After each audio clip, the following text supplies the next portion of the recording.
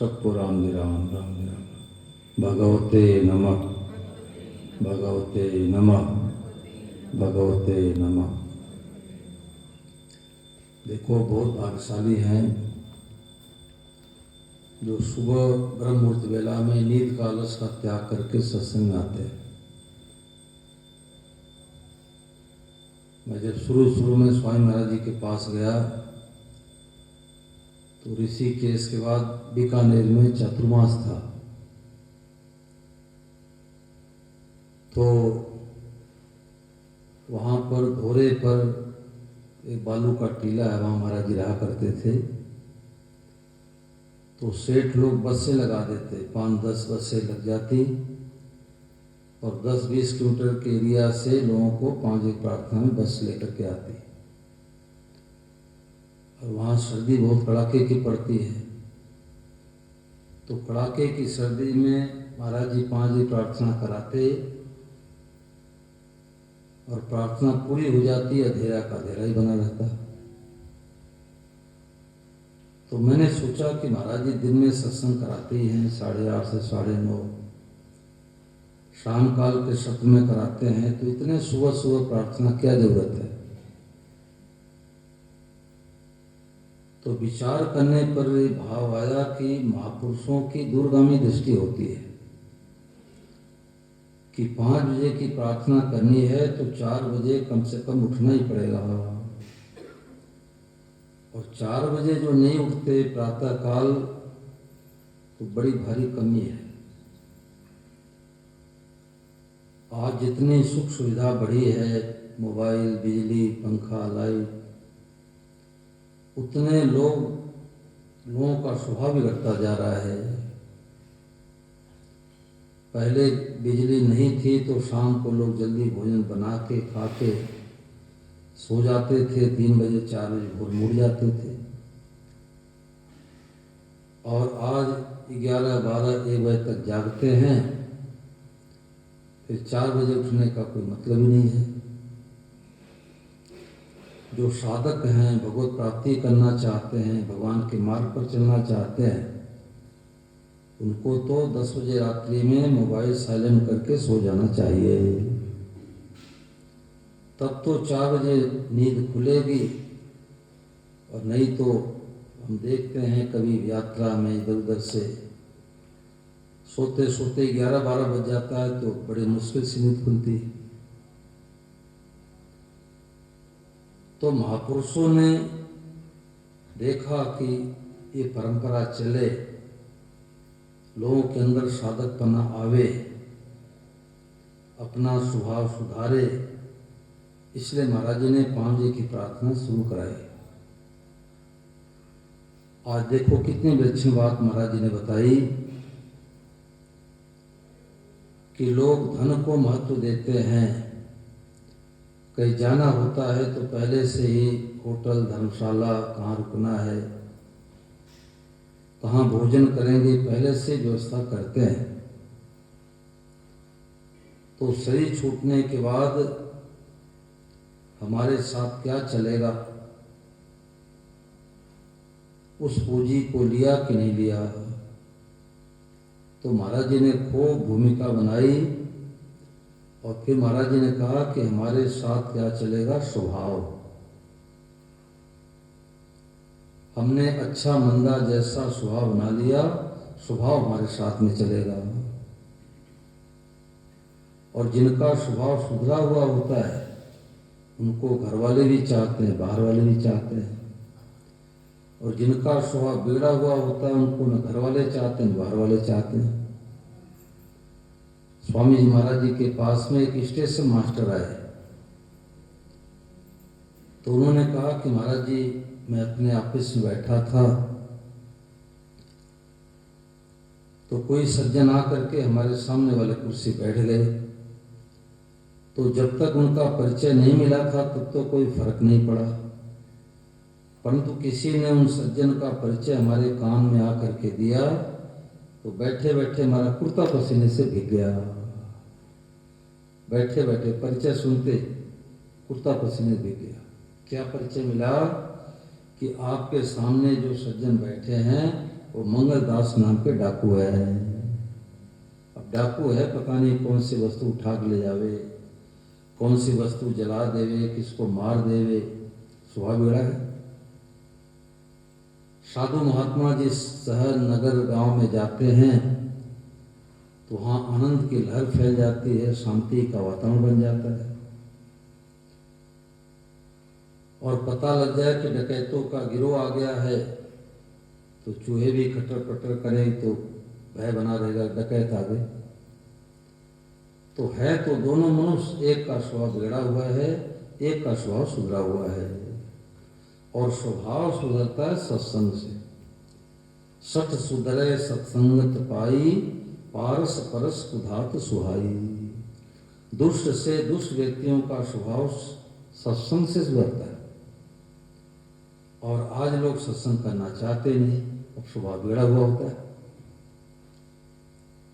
पहले माता पिता से बच्चे डरते थे, आज बच्चों से माता पिता डरते हैं कि 9 बजे 10 बजे तक सो रहे हैं, सोने दो, थोड़ी डांट लगा देंगे तो सुसाइड कर लेंगे। ये क्या है? स्वभाव बिगड़ा है। तो आज रुपए की जरूरत नहीं है, आज स्वभाव सुधारने की जरूरत है। महाराज जी कहते कि कहीं लड़ाई हो रही है और कोई क्रोधी स्वभाव वाला व्यक्ति पहुंच जाए तो आग में घी का काम करेगा, वो लड़ाई और बढ़ जाएगी। और लड़ाई हो रही है, कोई अच्छा स्वभाव वाला व्यक्ति पहुंच जाए वहां तो लड़ाई मिट जाएगी। स्वामी महाराज जी 100 साल की लगभग उम्र हो गई तो वृद्धावस्था का शरीर, बाड़ी पूरी साफ नहीं आती थी, परंतु महाराज जी के पास बैठने से शांति मिलती थी। क्यों शांति मिलती थी? स्वभाव सुधरा हुआ है। तन कर मन कर वचन कर देत न काहू दुख, तुलसी पातक झड़त है देखत उनके मुख। जो तन से मन से वचन से किसी का हित नहीं करते, किसी का हित नहीं सोचते, बैरी का भी हित नहीं सोचते, उनके दर्शन करने शांति मिलती है। ऋषिकेश की घटना है, एक अंग्रेज ने सिंह को मार दिया। महाराज जी सुनाते कि अंग्रेज ने सिंह को मार दिया तो सिंहनी दहाड़ लगाती, जंगल में जाना मुश्किल हो गया। तो जंगल में एक मथुरा दास जी महाराज रहा करते थे, ऐसे नंग धर्म रहते, अपना भजन साधन करते। भिक्षा लेनी होती तो पुराने कपड़े से चित्रे लपेट लेते अंग ढकने के लिए, और भिक्षा लेकर के आते, फिर कपड़े हटा देते, अपना भोजन करके सत्संग करते, भजन करते थे। तो उन्होंने कहा कि एक बार मैं लेटा हुआ था तो सिंहनी दहाड़ लगाती आ रही थी। तो आवाज से तो पता लग जाता है कि हमारी तरफ आ रही है। तो लेटे लेटे उन्होंने सोचा कि अगर हमारी श्वास की आयु पूरी हो गई तो खा जाएगी, उसका भोजन हो जाएगा, और हमारी आयु पूरी नहीं होगी तो हमारे को मार नहीं सकती। वो अपने साधन भजन मस्त थे और सिंहनी दहाड़ लगाते आई और उनके अंगों को सूंघा, चारों तरफ परिक्रमा किया और सिरहाने की तरफ बैठ गई। यानी उसका धारणा बंद हो गया। ये किसका परिणाम है? स्वभाव का। यानी महात्मा जी का स्वभाव किसी का अहित करने का नहीं है, तो सिंहनी का धारणा बंद हो गया। तो स्वार्थ अभिमान रखने से अपना स्वभाव बिगड़ता है, और स्वार्थ अभिमान न रखने से अपना स्वभाव सुधरता है। और मनुष्य में चाहे तो अपने स्वभाव को सुधार लें, और मनुष्य में चाहे तो अपने स्वभाव को बिगाड़ लें। स्वभाव केवल मनुष्य में सुधारने का मौका मिला है। आज जो सर्प बिच्छू के योनियों में पड़े हैं, इनको भगवान ने कभी मनुष्य बनाया था, परंतु मनुष्य में मारने काटने का काम किए तो भगवान ने इस जन्म में सर्प बिच्छू बना दिया। छूते डंक मार दे, छूते काट दे। आज महाराज जी ने बड़ी विचित्र बात बताई कि पापी से नीचा होता है जिसका स्वभाव बिगड़ा है। पापी तो पाप भुगतने से, अच्छा काम अच्छे मार्ग में चलने से उसका उद्धार कल्याण हो जाता है, परंतु जिन्होंने अपना स्वभाव बिगाड़ लिया उनका कल्याण होना बहुत मुश्किल है। जिनके सेवा करने की स्वभाव होती है, जोधपुर में एक सज्जन थे, तो हॉस्पिटल में अच्छे पद पर नियुक्त थे वो, तो गायों की सेवा करते, संतों की सेवा करते, ब्राह्मणों की सेवा करते, आए गए तिथियों की सेवा करते, गरीबों की सेवा करते। तो प्रारब्ध बस उनको अंत समय में लकवा लग गया। बीमारी दो तरह से आती है, कुपथ से आती है, प्रारब्ध से आती, भाग्य से आती है। कुपथ मतलब खान पान गंदा कर लिया तो बीमारी आती है, वो तो पथ्य करने से ठीक हो जाती है। और जो प्रारब्ध की बीमारी है, भाग्य की बीमारी है, वो तो समय पाकर के ही ठीक होती है। तो लकवा लग गया, तो उनसे जब बातें हुई तो उन्होंने कहा कि महाराज सेवा बताओ। अब देखो कि खुद को तो लकवा लग गया, बीमार पड़े हैं, और कह रहे महाराज सेवा बताओ। ये स्वभाव शुरू से ही है, शुरू से उन्होंने स्वभाव बना लिया, तो बीमार होने पर भी सेवा करने की भावना है।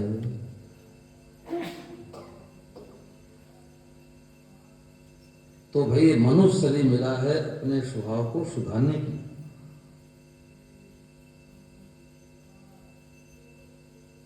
स्वामी सानंद जी महाराज प्रज्ञा चक्षु सूरदास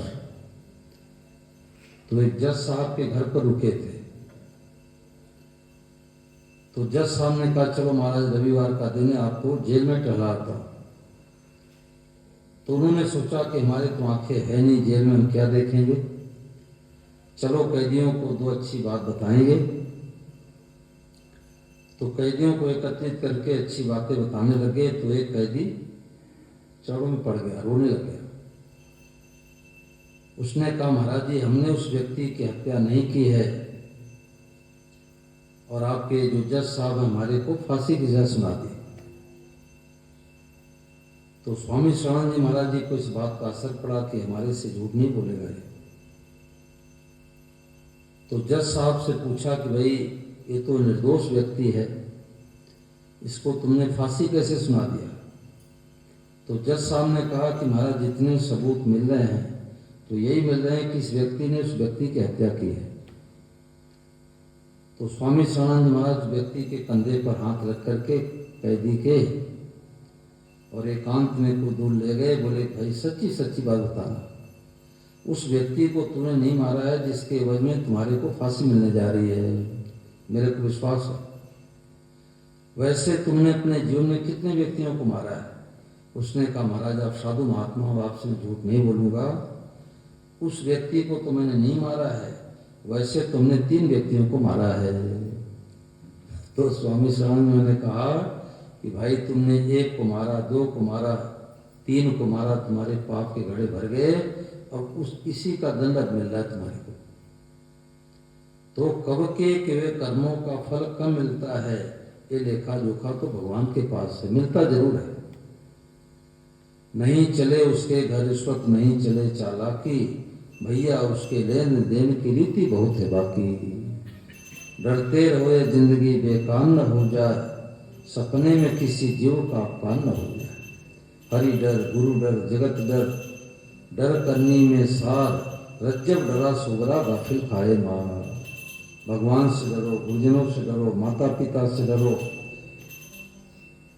संसार में डर डर करके पांव रखो। डरने का मतलब भयभीत होना नहीं है, डरने का मतलब हमारे द्वारा कोई शास्त्र विरुद्ध काम न हो जाए, हमारे द्वारा कोई ऐसे कदम गलत न उठ जाए कि माता पिता की ना पड़ जा।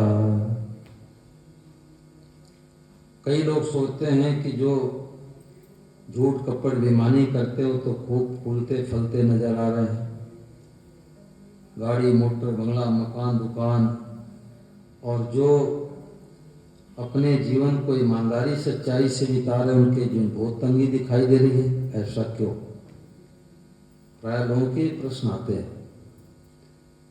तो संतों ने कहा कि अभी जो अनुकूलता दिखाई दे रही है ये पुराने किए कर्मों का फल है, और वर्तमान में जो घटिया काम कर रहे हैं उसका आगे दंड मिलेगा। कैसे? जैसे किसान अपने खेत में खड़ा था और गेहूं खूब लहलहा रही थी, तो उसके खेत पर मेहमान आए, उन्होंने देखा कि इसके खेत में गेहूं है, अब घर पर चलेंगे तो गेहूं की रोटी मिलेगी, और बाजरे की रोटी मिली। तो मेहमान ने पूछा कि आपके खेत में तो गेहूं दिखाई दे रहा था और ये बाजरी कहाँ से मिली? बोले पिछली पैदावार है, अब की बार आओगे तो गेहूं की रोटी मिलेगी। जैसे कि बिजली वाला आदमी आकर के नहीं देखता कि आपने पंखा चलाया कि नहीं चलाया, लाइट जलाया कि नहीं जलाया, कूलर चलाया कि नहीं चलाया, एसी चलाया कि नहीं चलाया, और महीने भर बाद आकर के बिजली बोर्ड से रेडियो नोट कर लेता है और बिल भेज देता है कि इतने यूनिट बिजली खर्च हुए, इतने बिल का भुगतान करो। तो जैसे बिजली वाला आदमी आकर के नहीं देखता, बिल भेज देता है, ऐसे हम हर मनुष्यों के हृदय में एक एक मीटर फिट है, जिसमें पाप और पुण्य का लेखा जोखा होता ही रहता है। तो भाई अपने स्वभाव को बढ़िया से बढ़िया बनावे। श्री जयदयाल जी गुंदका जो गीता प्रेस संस्थापक हुए, तो उन्होंने घटना बताई कि एक माहेश्वरियों का बेटा बीमार था, तो गुंदका जी 2-4 लोगों को लेकर के उसको देखने के लिए गए कि चलो भाई उसका अब तब लगा, अंतिम समय लगता आ गया है। तो जब वहां पर गए तो पिताजी उसके रो रहे थे, तो बेटा कह रहा था कि पिताजी रोने से क्या फायदा, कर्म करते समय तो आपको डर नहीं लगा, रोने से क्या फायदा। तो जो गोविंदका जी आदि गए थे, उन्होंने कहा बेटा तुम पिताजी को क्या कह रहे हो? तो नवयुवक कहने लगा कि देखो इस जन्म के पहले मैं एक बंगाली था, इस जन्म पहले मैं बंगाली था, और हमारे पिताजी ट्रेन में यात्रा कर रहे थे, हम भी बंगाली उस समय थे और हम भी ट्रेन में जा रहे थे। आपस में बातचीत हुई, सेठ जी आप कहाँ जा रहे हो? बोले मुंबई जा रहा हूँ। तुम कहाँ जा रहे हो? बोले मैं भी मुंबई चल रहा हूँ व्यापार करने के लिए, परंतु हमारे पास 10,000 रुपये पड़े हैं, परंतु हमारे व्यापार नहीं करने आता। पिताजी ने कहा कि मैं तो बनिया हूँ, व्यापार करना मेरे को आता है, परंतु रुपया नहीं है। तो मैंने कहा कि सेठ जी रुपया तो हम लगा देंगे, व्यापार आप करना, आधे आधे का बंटवारा कर लेंगे। तो जब ट्रेन से उतरे स्टेशन से, तो एक धर्मशाला में चले गए। तो रात्रि में जब सोए तो हमारे पिताजी की नीयत खराब हो गई कि अगर इस बंगाली को मार दूं तो 10,000 रुपये मिल जाएगा और कर्जा उतर जाएगा। तो वहां पर एक दाना भूनने वाली भड़भुंजारी थी और हमारे पिताजी दोनों मिलकर के गला काट दिए। अब 10,000 रुपये इन दोनों ने ले लिए, तो 9,500 रुपये तो हमारी बीमारी में खर्चा कर दिए। अब पिताजी 500 रुपये बचे हैं, 500 रुपये हमारे क्रियाकर्म में लगा देना। तो ये लोग सेठ जी जो गोविंदका जी गए थे, आपस में एक दूसरे देखने लगे कि भाई बात तो सच्ची है, जिसके ऊपर कर्जा था और मुंबई गया, 10-5 दिन में आया, सबका कर्जा चुकता कर दिया। तो पिताजी ने कहा कि देखो ये शून्यपात की बीमारी में है, इसके बातों पर ध्यान मत देना, झूठ बोल रहा है। तो नवयुवक कहने गया कि देखो फलाने की कोठी को तोड़ करके चोर चोरी कर करके ले गए, सोना गहना ले गए, और जा करके सुबह देख लेना वो बात सच्ची तुम्हारी बात सच्ची और वो बात झूठी तुम्हारी बात झूठी। तो गोविंदका जी जो साथ में आए थे उन लोगों ने जाके देखा तो कोठी को पीछे दीवार तोड़ के चोर चोरी करके ले गए थे। तो इन लोगों ने कहा कि चलो ठीक है, तुम्हारे पिताजी ने तो गला काट दिया, अब बेचारी युवावस्था में तुम्हारी जो स्त्री विधवा होने जा रही है, इसका क्या दोष है? उसने कहा वही रावण भणभुंजारी है जो पिताजी के सहयोग से गला को काटा था। तो कहने का तात्पर्य कि भाई मनुष्य शरीर मिला है, गफलत में खोने के लिए नहीं मिला है। लोग सोचते ए डी कैडी मेरी खाओ पियो मौज करो, किसने देखा पाप किसने देखा पुण्य, एक एक नंबर जोड़ा जाता है। तो खास बात महाराज जी ने आज बताई कि भाई अपना स्वभाव निर्मल बनाओ, अपना स्वभाव शुद्ध बनाओ, बड़ों का आदर करो, माता पिता के बातों को आदर करो। जो अब बालिका है, अब घर में माता पिता की आज्ञा का पालन करती है तो ससुराल में जाने पर सास ससुर की भी आज्ञा का पालन करेगी। और घर में ही माता पिता की कहना नहीं मानती, अब सास ससुर से कैसे पटेगी, पति से कैसे बनेगी। एक सज्जन बोले कि आजकल ये जगह जमीन का मुकदमा उतना ज्यादा नहीं है जितना ये तलाक वाला है। क्यों? स्वभाव बिगड़ा है। लड़के लड़कियां बाहर रह के पढ़ाई करते हैं, स्वतंत्रता रहती है। स्वामी महाराज ने तो कहा कि आजकल के कॉलेज बच्चों को बिगाड़ने का अड्डा है। घर में रह कर के पढ़े हो ठीक है, माता पिता की देख रेख में रहे पढ़े हो ठीक है, और नहीं तो 12 बजे तक जागना, अब 8-9 बजे 10 बजे तक सोना, अब आदत तो वही बने रहेगी। अब सास तो 6 बजे कुंडी उठाएगी कि बहू उठ जा, अब उसकी नींद खुलेगी नहीं, अब कहेगी चलो पति से आज बम्बई चलो, बूढ़ा बूढ़ी को छोड़ो, दिल्ली में छोड़ो। तो स्वभाव के कारण से आज लोग दुखी हैं। रुपए की कमी नहीं है, पैसे कमी नहीं है, परंतु स्वभाव बिगाड़ लिया। तो आज महाराज जी ने खूब भूमिका बना के बताया कि भाई अपना स्वभाव सुधरता है बड़ों की आज्ञा का पालन करने से। श्री जय दयाल जी गुंदका जी वो कहीं से आए, बाजार वगैरह से आए, तो माँ से कहा कि माँ प्यास लगी है। तो माँ तो पानी लेकर नहीं आई, और पिताजी ने कहा कि जैदा, नाम घर का जैदा था, बोले जैदा ये तू दवाई लेके आ। तो पिता वो तुरंत चले गए।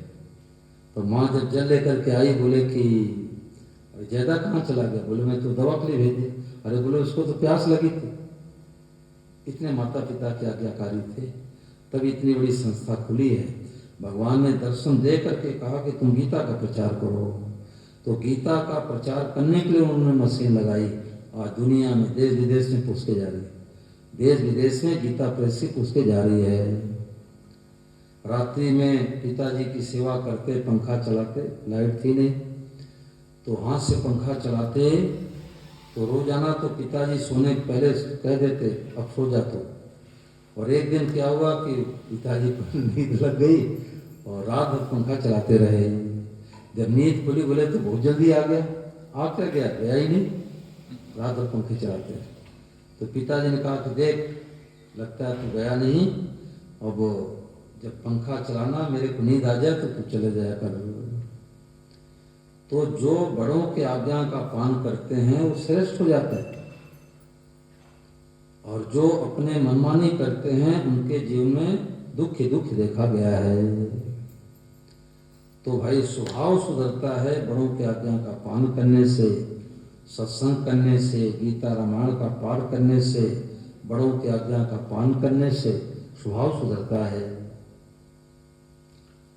और नहीं तो स्वभाव बिगड़ जाता है तो भगवान दूसरे जन्म में सर्वबिच्छू बना देते हैं। मारने काटने काम करता है तो यमराज की फौज में भर्ती कर देते हैं।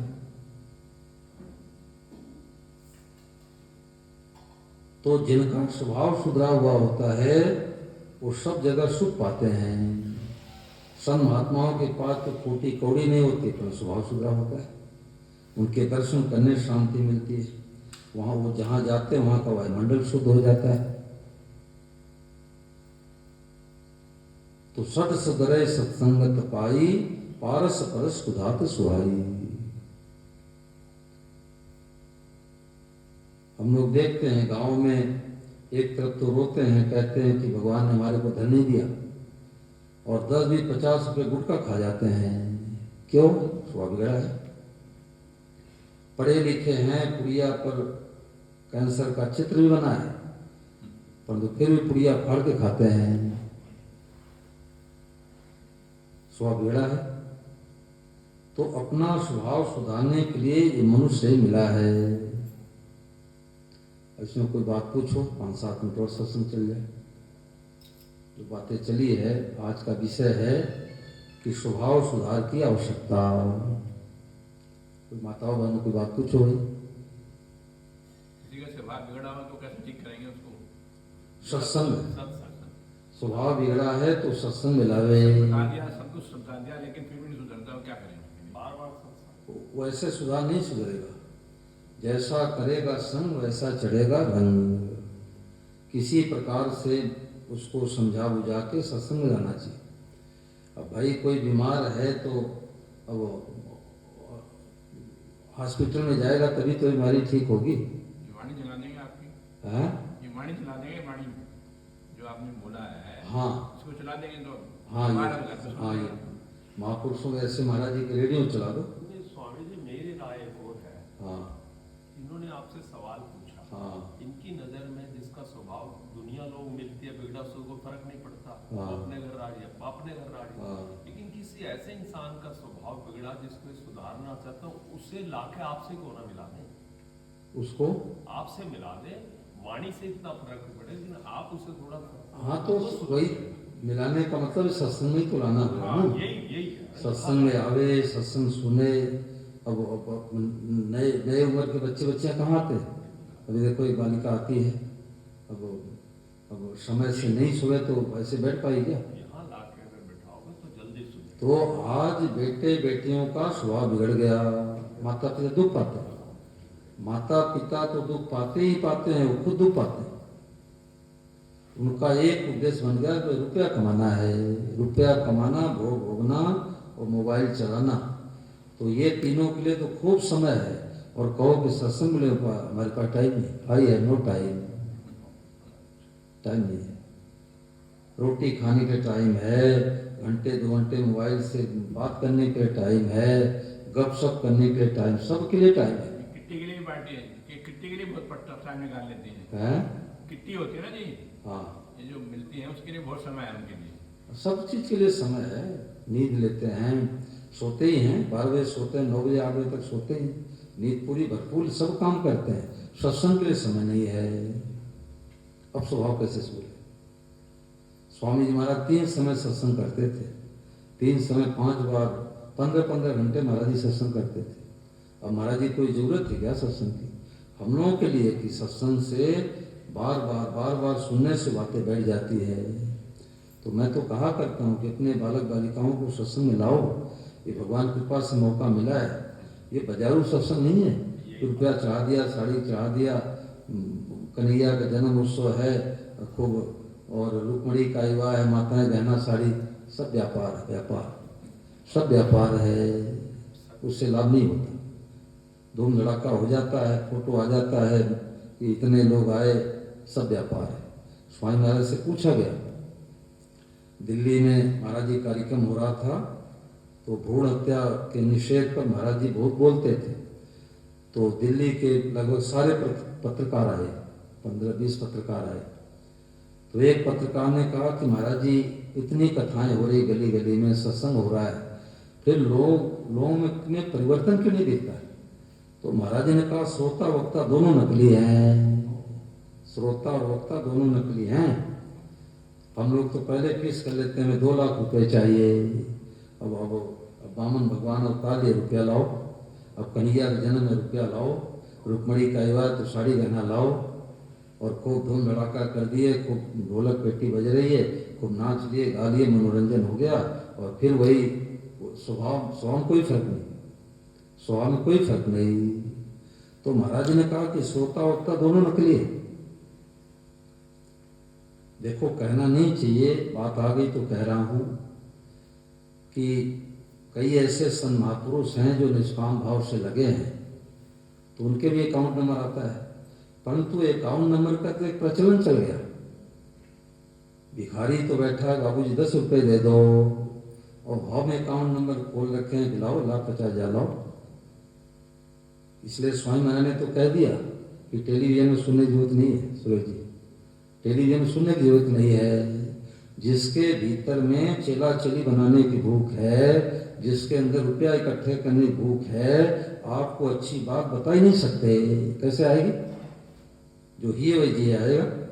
भीतर में रुपया इकट्ठा करने की है तो आपको अच्छी बातें कैसे बता सकते हैं? तो महाराज जी ने सत्संग के अमृत कण में ये बातें लिख दी कि गीता रामायण जल गए क्या, हमारी पुस्तकें पढ़ो। महाराज ने साफ साफ लिख दिया। तो स्वामी जी राम सुखदास महाराज पुस्तकें पढ़ो, श्री जयदयाल जी गुंदका जी पढ़ो, भाई जी इमाम साहब पोद्दार का पढ़ो, जिनका जीवन त्याग में रहा। श्री जयदयाल जी गुंदका जी से किसी ने कहा कि आपका फोटो लेना चाहता हूँ, तो उन्होंने देखो कितना त्याग में जीवन था। उन्होंने कहा अपनी जूती सिर पर रख दो, हमारा फोटो ले लो। आज ऐसे कहने वाले हैं क्या? आज तो लाट टपकती है, चेला बन जाए, चेली बन जाए, लाकेट गले में पहन ले, फोटो हमारा ध्यान करे। लाभ कैसे होगा? लाभ नहीं होगा। लाभ तो होता है जो वीतरागी संत हैं, जीवन मुक्त महापुरुष हैं, जिनके जीवन में उतरा है, उन्हीं से लाभ होता है। भले कोई नहीं जानता, पड़ोसी भी नहीं जाने, उनको क्या मतलब है? तो भाई आज कथा सत्संग व्यापार हो गया। जैसे आप लोग व्यापार करते हो, ये लोग जो सत्संग कर रहे हैं सर, इस पे बोलते हैं, तो गौशाला बड़ी बड़ी खोल रखी है इन लोगों ने। हाँ, तो वो कल्याणकारिणी है, गौशाला खोल रखी है ना गौ। आजकल 10 तो गाय बांध लिए और खूब बड़ा बोर्ड लग गया। अब दिल्ली जाए तो रुपया लाओ, बंबई जाओ तो रुपया लाओ, अमेरिका जाओ तो रुपया लाओ। तो आज एक पैसा बन गया, पैसा। कभी गोबर उठाते हैं क्या? गौ माता से अपने हाथों से करते हैं क्या?